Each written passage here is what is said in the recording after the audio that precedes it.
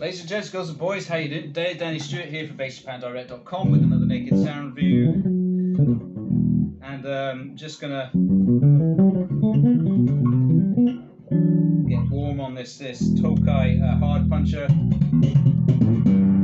Woo!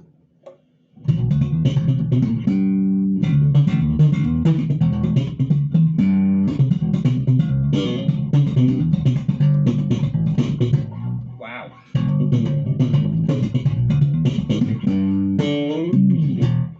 Woo! That's pokey. Yeah, so this is from the probably about 1983. It came to me with its headstock a little bit brutalized. The previous owner had tried to shave off the original Tokai logo. Well, they had shaved it off and then tried to put on the Fender logo and then tried to take that off again and made basically a fucking mess of it. So took it on myself to repaint the fascia of the headstock, and then I didn't have the correct logo, so instead I put on the earlier Noodle logo, and I hand painted it very, very carefully in gold, and then I glossed over it with lacquer.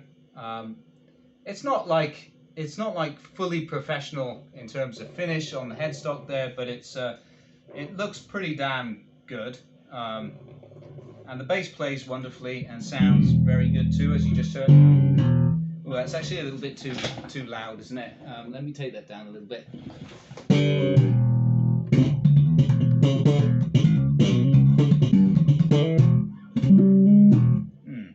It's very responsive.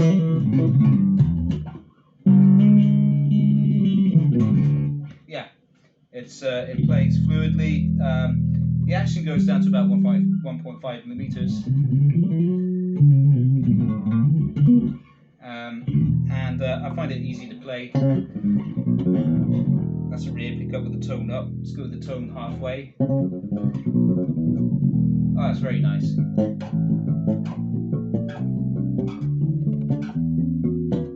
Yeah, that's really nice. Sweet. So it sounds really sweet.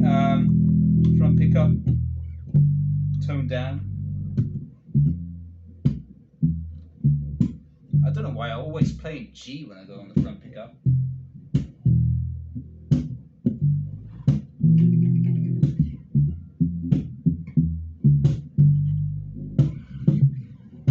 What was that tune of David's? I've been on tour recently, so I've been playing a lot of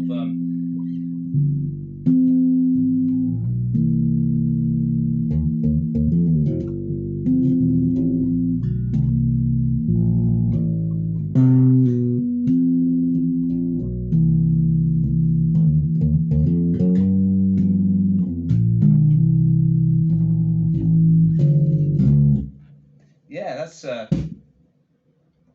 let's give it a little bit more tone.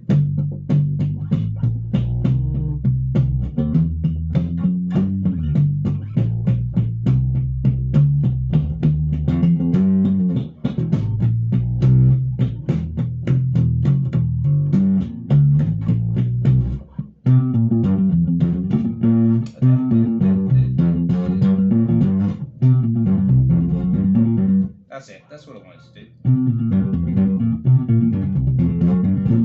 Don't know why I spazzed out there, but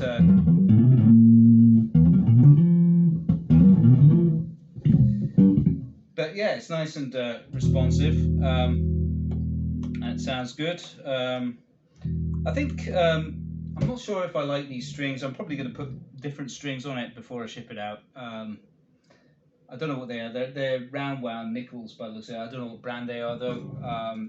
They look like they're new. They came on the bass, but I don't think they're particularly the best sounding strings. So what I'll do is I'll stick some brand new strings on it before it ships out. Probably I'll go with either Bacchus.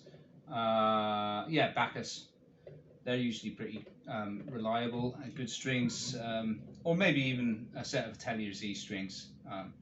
But anyway, either way, yeah, not these ones.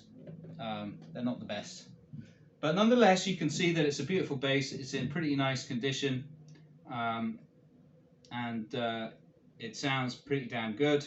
And I think it will sound even better with better strings on it.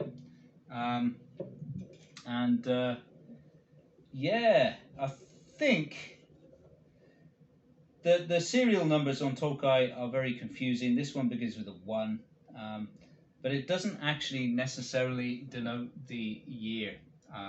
So just because it begins with a 1 doesn't mean that it's 1981. I mean, it could be. It could be. I could be mistaken, but I think it's 1983. I don't remember seeing this model in the catalogues until 1983 or 1984. So there you go. Anyway, I'll stop my rambling. It's a bloody good bass. Buy it. It's linked below in the description. Not in the description, sorry. It's linked below in the little carousel from Shopify that is integrated into YouTube now. So that's really convenient. You get that below, and if it's sold out and you want to get similar, you can always hire my Bass Hunter service, which is also linked below in that carousel. So have at it, guys. Sorry for rambling and all that, and sorry for getting angry at the chap who butchered the headstock before and cursing at him, but he deserves it to him for doing that, because I mean, well, here in Japan, you know, it's a trend. Anything that isn't Fender isn't cool, so they get all these beautiful old Japanese vintage basses and butcher the headstocks and then stick on fake Fender decals because they couldn't afford a real Fender back then. So I understand why they did it, but now, you know, now it's just a bloody inconvenience. It's like, you know, there's demand in the world for these vintage Japanese instruments. Anyway, I'll stop my bloody rambling and cussing, and I'll see you guys again for another Naked Sound review soon. Cheers!